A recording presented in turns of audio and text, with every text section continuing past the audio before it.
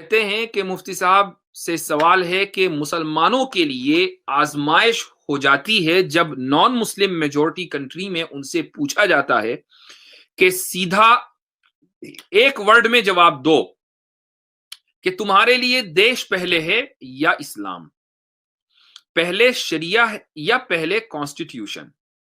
Especially France جیسے ممالک میں حالات اور نازک ہو جاتے ہیں، انہیں کیسے رسپونڈ کریں کہ ایز اے مائنورٹی مسلم کو کوئی فتنے کا اندیشہ نہ ہو۔ دیکھیے سیدھی سیدھی بات ہے کہ جس طریقے سے پتھر اور کھانے میں کوئی کمپیریزن نہیں ہے، آپ کے ایک ہے بھئی پتھر زیادہ ذائقے دار ہے یا کھانا یا بریانی، تو آپ یہ کہیں گے یہ کیسا موازنہ ہوا؟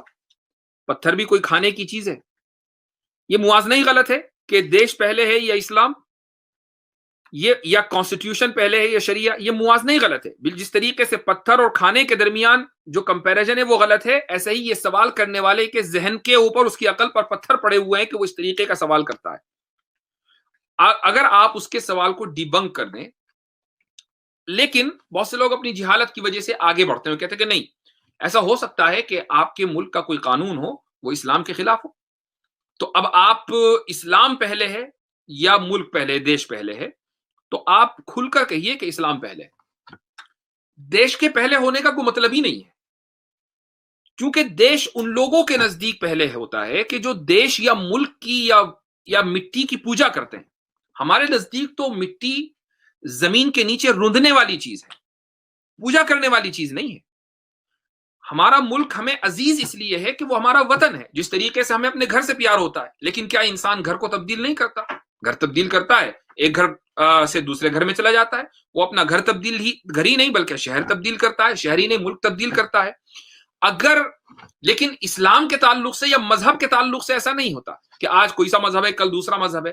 اکثریت ایسی ہے جو جس مذہب میں پیدا ہوئی اسی مذہب میں مر جاتی ہے، ایک بڑی تعداد ایسی ہے۔ اور اسلام میں تو یہ ہے کہ آپ نے ایک مرتبہ قبول کر لیا تو اب آپ کو چھوڑنا ہی ہے، تو آپ آئیں نہ آئیں تو پھر جائیں نہ۔ تو اسلام کو ایسا نہیں ہے کہ ایک صبح میں چھوڑ دیا، شام کو اختیار کر لیا، شام میں اختیار کر لیا، صبح میں چھوڑ دیا۔ لیکن دیش، مذہب، دیش، وطن، مکان، شہر، محلہ چاہے جس وقت چھوڑ دیں، کوئی فرق نہیں پڑتا۔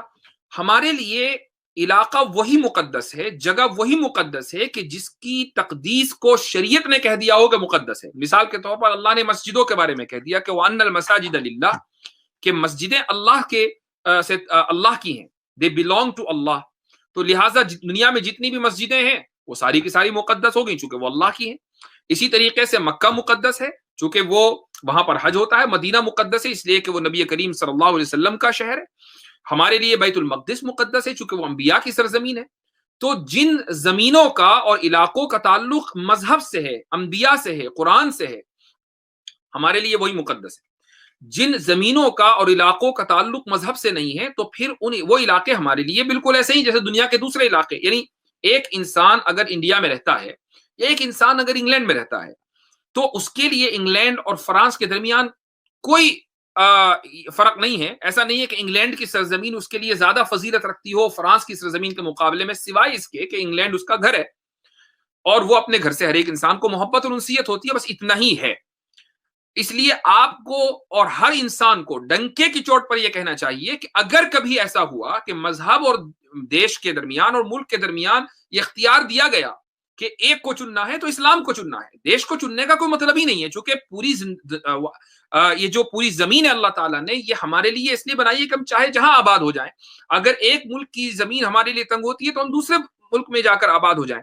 مجھے یہ جو اپولوجیٹک طریقہ ہے یہ قطعاً ناپسند ہے کہ ہم فوراً تعویلیں کرنے بیٹھ جائیں، اور بنیادی طور پر تو آپ اس سوال کو ڈیبنک کریں کہ یہ سوال احمقانہ ہے، لیکن اگر سامنے والا اس پر بزید ہو جائے کہ نہیں آپ ایک ہی لفظ میں جواب دیجئے تو اسلام مقدم ہے اور اسلام کے علاوہ کوئی دوسری چیز مقدم نہیں ہے۔ کانسٹیٹیوشن اور شریعہ ان دونوں کے درمیان اگر ٹکراؤ ہو جائے تو ظاہر ہے کہ اگر کانسٹیٹیوشن مثلا ہم ایک مسلم مائنورٹی یا نان مسلم میجورٹی کنٹری میں اگر رہتے ہیں تو وہاں کا ایک دستور ہے، تو اب ہم نے اس دستور کے بنانے والوں یا اس ملک کے ساتھ، اس ملک کی دستور کے ساتھ ایک معاہدہ کیا ہے۔ مثلا انڈیا کا ایک دستور ہے تو اس دستور کے ساتھ مسلمانوں کا ایک معاہدہ ہے کہ بھئی جب تک یہ دستور ہے ہم اس دستور کے اوپر عمل کریں گے.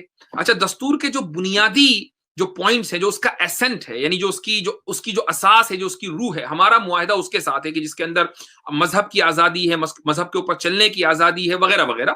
یہ مذہب کی روح ہے. ہمارا اس روح کی وجہ سے مذہب معاف کیجیے گا, اس دستور کی روح کی وجہ سے ہمارا دستور ساز اسمبلی کے ساتھ ایک معاہدہ ہوا تھا. ہم اس معاہدے کے اوپر باقی ہیں. جب تک دستور آپ نے باقی رکھا ہوا ہے, ہمارا معاہدہ بھی باقی ہے. جس دن آپ دستور توڑ دیں گے, اس دن آپ ہم سے یہ مطالبہ نہ کریں کہ آپ اس معاہدے پر باقی رہیں. دستور باقی رہے گا تو معاہدہ باقی رہے گا. لہٰذا اس دستور کے اوپر چلنا بھی شریعت کا حصہ ہے, چونکہ ہم نے معاہدہ کیا ہوا ہے, اور معاہدے کو پورا کرنا, وعدے کو پورا کرنا, یہ شریعت کا حکم ہے.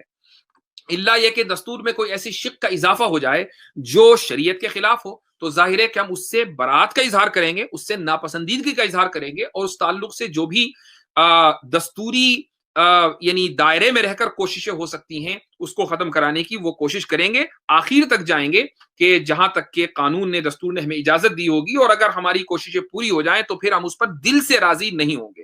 اس طریقے سے ایک مسلم مائنورٹی نان مسلم میجورٹی کنٹری کے اندر اپنی زندگی گزارتی ہے.